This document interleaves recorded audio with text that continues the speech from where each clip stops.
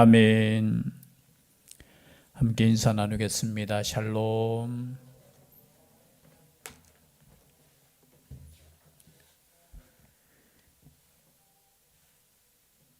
잘 오셨습니다. 하나님의 평강이 함께 하시기를 주의 이름으로 축복합니다. 혹시 영상으로 함께 예배 드리시는 분들 가정 위에도 주의 은혜가 함께 하기를 소원드립니다. 우리가 이 땅에 살아가면서 잠언을 벌써 물론 한 주에 한 장씩 짧은 말씀으로 우리가 나누었지만 그럼 지혜가 생겼습니까? 어떤 목사님이 그렇게 다른 목사님에게 말씀하시더라고요. 선배 목사님한테. 목사님, 아니 지난주 설교도 다 기억하지 못하는데 참 설교할 때 좀 그렇습니다. 설교할 힘이 안 납니다 라고 말하니까 그 선배 목사님께서 그냥 콩나물에 물 주듯이 물을 주십시오 그렇게 말씀하셨답니다. 콩나물이 안 자라는 것 같지만 물을 자꾸 주면 콩나물 키워보셨습니까? 키워봐야 알죠, 그죠? 우리 어르신들은 저도 어릴 때 항상 단지 있잖아요. 단지, 이런 단지에 제 어머니께서 항상 콩나물을 키워서 그래서 제가 콩나물하고 이게 무를 참 좋아하는 것 같아요. 비벼 먹는 거. 항상 집사람이 오늘 뭘 먹을까 하면 저는 항상 이렇게 이야기합니다. 무생채. 나는 무생채 하나만 주면 정말 맛있겠다. 그리고 함께 할 수 있으면 콩나물 해서 같이 이렇게 비벼 먹는 게 저는 아직도 제일 맛있어요, 사실은. 아무리 맛있는 거. 근데 그 콩나물을 키울 때 보면 물을 계속 주는데 물이 빠집니까? 고여 있습니까? 여러분, 고여 있으면 썩어요. 큰일 나요. 여러분, 말씀 다 기억할 수 없어요. 그러나 이 말씀이 우리의 삶에 영양이 되고 양약이 될 줄 믿습니다. 그래서 오늘 말씀 듣고 저는 잊으셔도 괜찮다고 봐요. 그러나 이 말씀이 우리가 정말로 위급할 때, 정말 중요할 때 이 말씀이 기억날 줄 믿습니다. 왜냐하면 성령께서 우리 말씀을 기억나게 하시고 깨닫게 하신다고 했거든요. 그래서 오늘 말씀도 30장까지 했으면 이제 지혜가 좀 넘쳐야 되는데 라고 별로, 근데 한 가지만은 잊지 말아야 되는 말씀이죠. 여호와를 경외하는 것. 여호와를 경외하는 것이 지혜와 지식의 근본이라는 그 말씀이에요. 우리가 똑똑하다, 오늘 말씀도 보면은 아굴의 잠언이라고 했어요. 아굴의 잠언. 여러분, 잠언은 보통 솔로몬의 잠언이라고 하는데 30장에 보면 아굴의 잠언. 이 아굴은 누군지 잘 몰라요. 그냥 아버지의 이름이 야게라는 사람이에요. 야게. 그리고 그의 아들 이름이, 그가 이디엘과 우갈에게 이른 거, 아마 아들이겠죠. 이디엘과 우갈. 아니면은 제자이거나. 이 사람에 대해서 정확하게 성경에, 다른 성경에도 잘 없어요. 그리고 유대인의 전승도 별로 없어요. 이 아굴이 누군지 그냥 추측하건대 아마 솔로몬 시대에 솔로몬의 이렇게 측근 중에 지혜자 중에 한 사람이 아닐까, 그냥 추측을 그렇게 하고 있습니다. 그냥 이름의 뜻은 아굴은 수집자, 편집자라는 뜻이에요. 수집자, 편집자. 그리고 이디엘의 뜻은 다른 뜻도 있지만요, 임마누엘하고 비슷해요. 하나님이 우리와 함께 계시다. 이디엘. 그리고 우갈이라는 이름의 뜻은 전능하신 자라는 뜻이에요. 그래서 그냥 이름의 뜻만 생각해서 단순하게 사람 이름이 아니고 어떤 의미가 있지 않을까 추측도 하고 있습니다. 그러나 이 아굴의 잠언을 통해서 30장의 주제는 저는 이렇게 끝까지 이렇게 읽으면서 겸손이라는 거예요. 겸손. 여러분, 지혜자는 겸손합니다.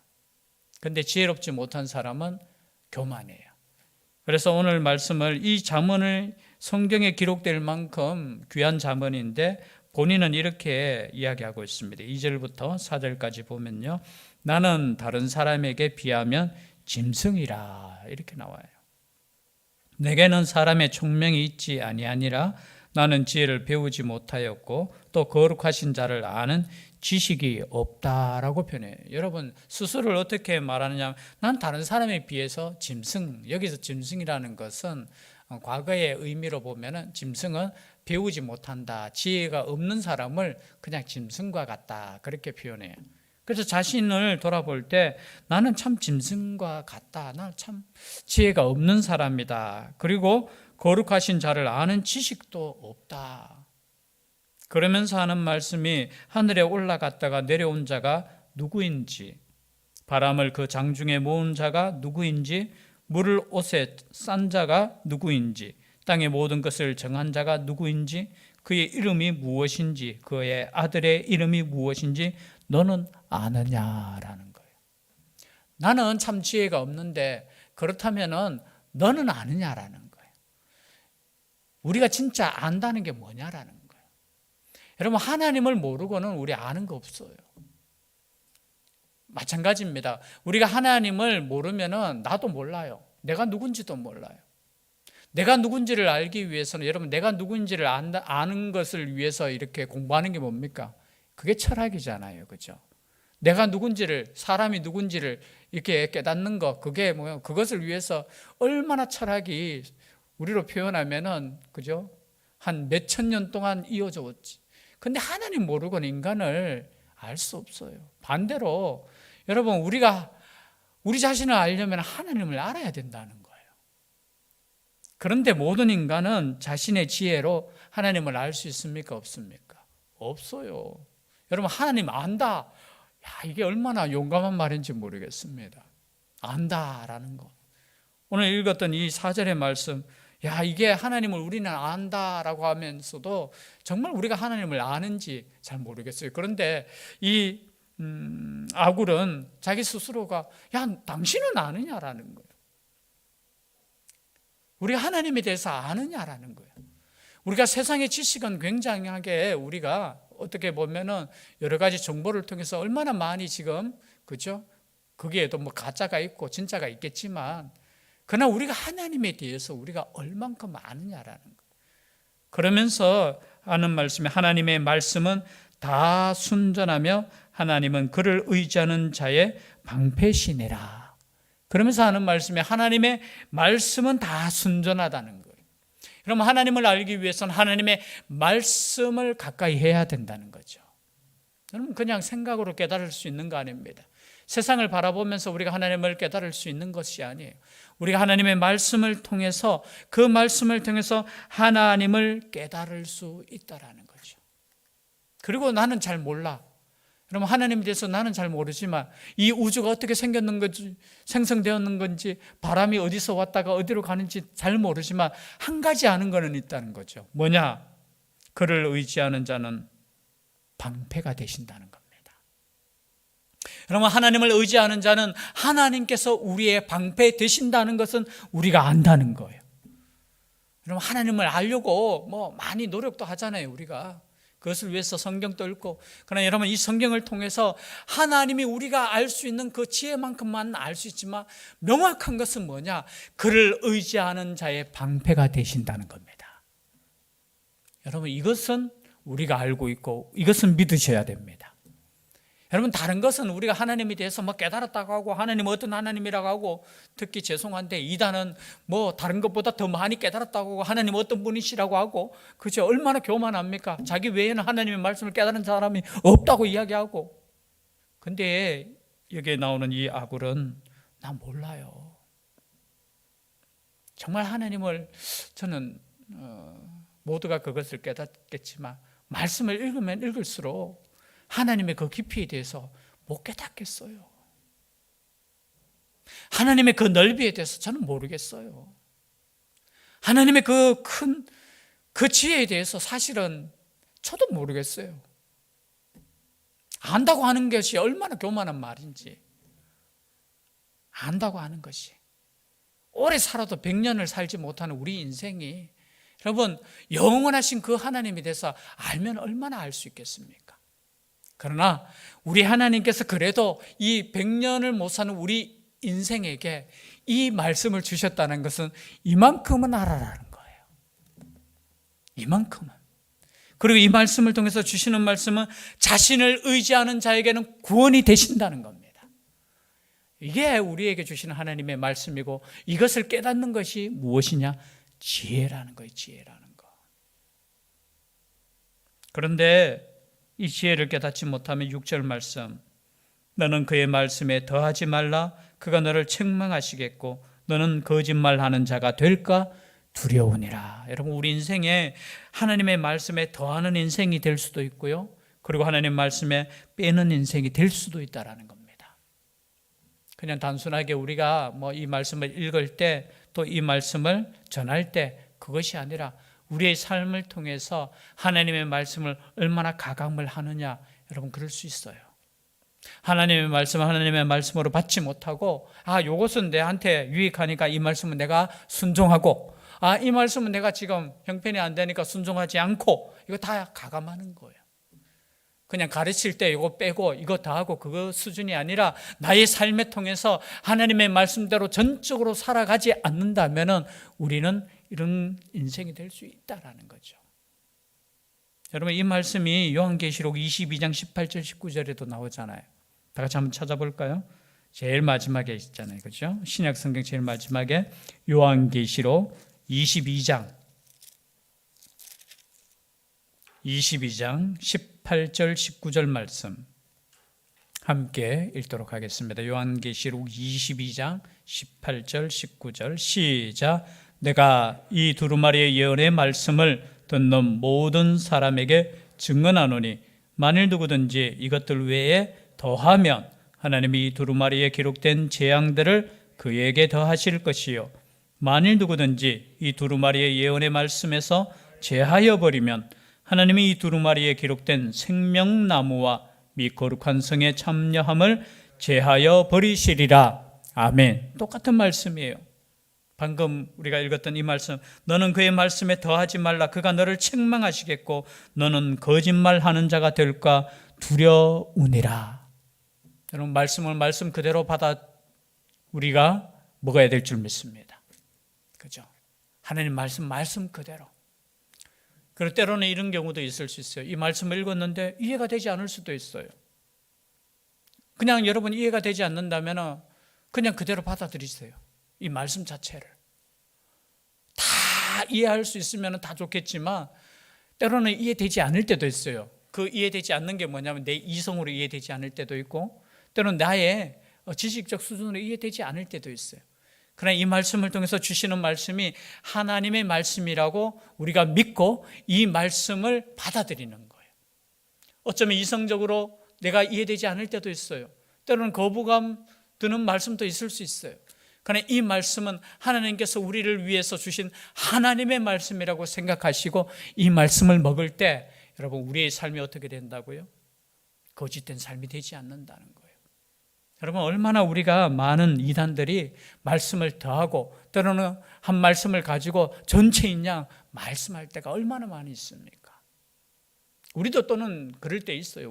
우리 스스로도 나 자신도 모르게 하나님의 말씀에 더할 때도 있고, 그죠? 내 생각을 더할 때도 있어요. 그래서 여러분, 설교하는 사람이, 그죠? 설교자가 굉장히 고민되는 거 그거예요. 혹시나 이 말씀을, 그죠? 조금 이해하기 쉽게 해석하다가 혹시나 자신의 생각이 그냥 들어갈 수 있어요. 그것이 얼마나 위험한 건지 몰라요. 그래서 우리가 하나님의 말씀을 읽을 때 항상 우리가 기도해야 될 것은 주의 성령께서 함께 하실 수 있도록 기도하셔야 돼요. 왜냐하면 주의 성령께서 우리를 깨닫게 하시고 우리가 선을 넘지 않게, 그죠? 베드로 사도는 그렇게 말하죠. 억지로 풀지 말라고 했어요. 억지로. 막 끼워 맞추기 시기로. 여러분, 그거 위험한 거예요. 끼워 맞추. 참 그것이 나에게 이해가 잘 된다 할지라도 너무 그러지 마십시오. 우리가 하나님의 말씀을 읽고 하나님의 말씀을 들을 때 주의 성령께서 주시는 그 감동대로 우리가 살아갈 수 있다면, 이해할 수 있다면 되는 거예요. 이해할 수 있다면. 그래서 지혜자는 하나님의 말씀을 가장 기준으로 삼는다는 거예요. 그리고 두 번째, 지혜자는 기도하는 사람입니다. 7절 말씀해 보니까 함께 읽겠습니다. 7절 시작. 내가 두 가지 일을 주께 고하였사오니 내가 죽기 전에 내게 거절하지 마시옵소서. 여러분, 겸손하다는 것은 하나님께 모든 것을 맡기는 사람입니다. 기도하는 사람입니다. 지금 아굴은 두 가지 일을 주님께 구합니다. 여기에서는 그의 기도가 평생에 두 가지밖에 없었겠습니까? 그러나 변하지 않는 기도 제목, 일평생 동안 내가 가지고 있는 그 기도 제목이 딱 두 가지. 죽을 때까지 해석이 두 가지로 나올 수 있어요. 죽기 전에 응답해 달라는 거와 또 하나는 뭐냐면 죽을 때까지 응답해 달라는 거. 제가 볼 때는 이 뒷부분이겠죠. 우리가 죽을 때까지 붙잡아야 될 기도 제목. 보면은 굉장한 것 같지만 사실은 굉장하지는 않아요. 거창하지도 않아요. 8절 9절 말씀, 그 첫 번째, 곧 헛된 것과 거짓말을 내게서 멀리 해달라고 기도하는 거예요. 여러분, 이 아굴의 이제 기도라고 하죠. 설교를 이제 요즘은 많이 해서 이제는 많이 유명해졌는데, 과거에는 이 아굴의 기도는 별로 유명하지 않았어요. 사실은 야베스의 기도도 여러분, 사실은 거의 유명한 기도가 아니죠. 최근 들어서 야베스의 기도라는 책자가 나오고, 그러면서 야베스라는 사람이 이렇게 구했구나 라면서 이렇게 조금 알려진 기도문이죠. 우리가 기도문 하면 어때요? 주기도문이 있고, 또 기도하면은 솔로몬이 그저 지혜를 구한 것도 참 유명하고, 또 히스기야가 아팠을 때 그저 벽을 향해서 하나님께 눈물로 기도했던 장면도 나오고, 또 시편을 읽어보면 시편이 대부분 다윗의 기도 아닙니까? 하나님, 내가 너무 힘들어요. 이 고난 가운데 하나님 구원해 달라고 기도한 그런 기도도 있지요. 그리고 한나의 기도도 있고 여러 기도도 있는데, 그에 비해서 이 기도를 보면 어떤 기도냐? 여러분, 헛된 것과 거짓말을 내 입에서 없애달라는 거예요. 이 헛된 것도 단어의 의미가 조금 다르지만요, 허망한 것. 그리고 영어 성경에는 NIV나 킹 제임스 버전에서는 조금 달라요. 다른데 그 하나의 그 똑같은 거는 뭐냐면은 그냥 거짓을 멀리 해달라는 거예요. 여러분, 이렇게 기도한다는 것이 얼마나 지혜로운 기도인지 몰라요. 우리는 구체적으로 여러 가지 기도를 가지고 하나님께 기도할 수 있어요. 때로는 위급할 때 위급한 기도도 할 수 있습니다. 그러나 우리가 변하지 말아야 될 기도가 여러분은 삶 가운데 있기를 소원합니다. 그런데 그것이 뭐냐? 방금 제가 말씀드렸듯이 세계를 품는 그런 기도도 아니에요. 복음으로 세상을 변화시켜 주십시오, 그런 것도 아니에요. 그냥 기도가 뭐냐면 나의 삶을 통해서 거짓말하지 않게 해주십시오. 거짓된 인생이 되지 않게 하여 주십시오.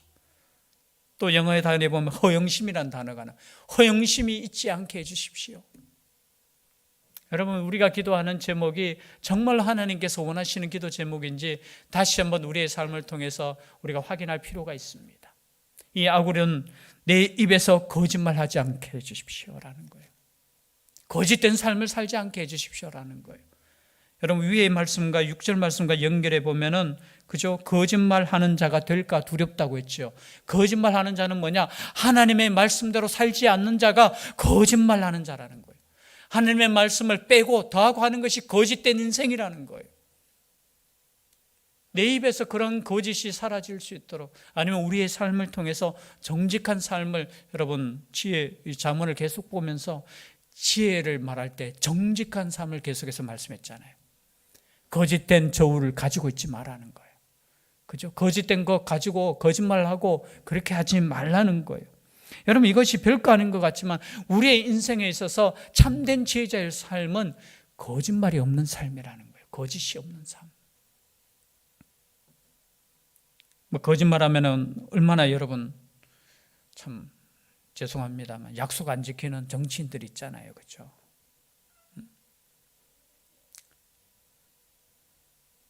그뿐만이 아닙니다. 우리 자신은 어떻습니까?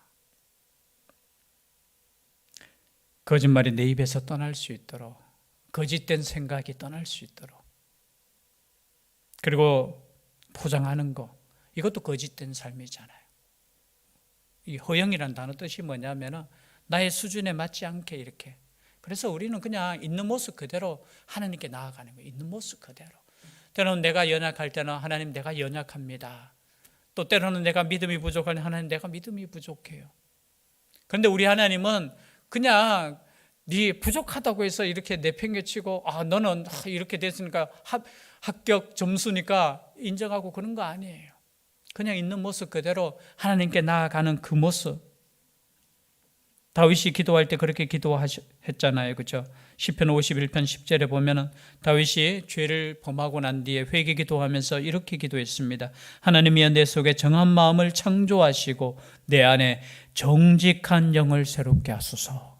정직한 영. 이것이 오늘 방금 읽었던 헛된 것과 거짓말을 내게서 멀리하게 해달라는 거예요. 주의 성령께서 함께 하시지 않으면 내 삶이 거짓으로 이렇게 포장될 수 있다는 겁니다.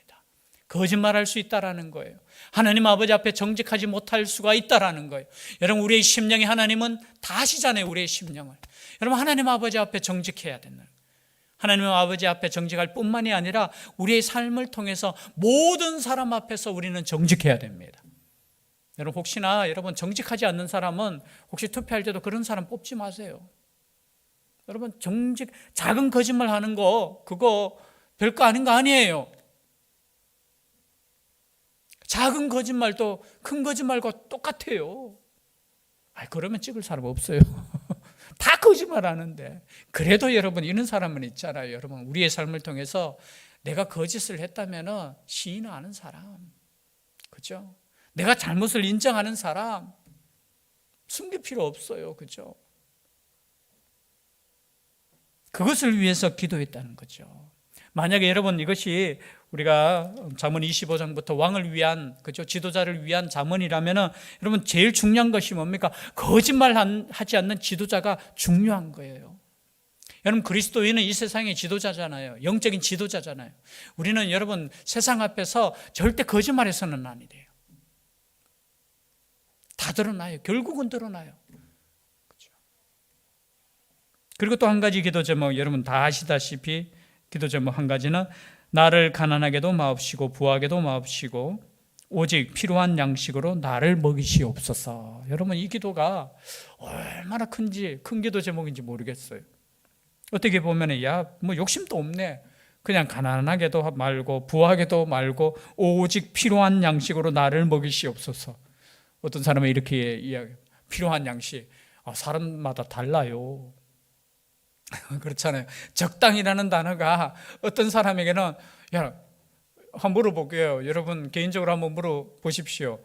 여러분에게 필요한 돈이 얼만큼 있으면 적당합니까? 라고 물었을 때 사람마다 다 달라요. 어떤 사람은 100억 정도는 있어야 되죠. 어떤 사람은 10억 있어야 되죠. 어떤 사람은 1억 있어야 되죠. 어떤 사람은 1,000만 원만 있어도 돼요. 어떤 사람은 내일 있을 양식만 있어도 돼요. 이 적당하다는 것이 다 달라요. 그러나 중요한 것은 여기서 가난과 그리고 부함이 여기서 중요한 게 아니에요. 왜냐하면 가난한 기준도 없잖아요. 우리가 뭐 세상은 어떤 기준을 가지고 중산층이라고 하고 어떤 기준을 가지고 부하다고 하고 어떤 사람은 가난하다고 하지만 여기서 기준은 개인적인 거예요. 지극히 개인적인 거. 그런데 그 기준이 뭐냐? 변하지 않는 기준은 9절 말씀이에요. 이게 더 중요하잖아요. 그죠?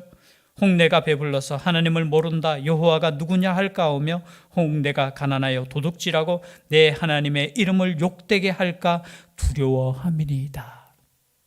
왜 이렇게 가난도 되게 그리고 너무 부하지도 않게 기도했느냐? 중심은 하나님이라는 거예요. 하나님. 그냥 내가 배불러서 내가 배고파서 고생 안 하게 해주십시오 이게 아니고 혹시나 내가 너무 배불러서 여호와가 누구냐? 여러분 애고방이 여호와가 누군데? 얼마나 교만한 말이에요.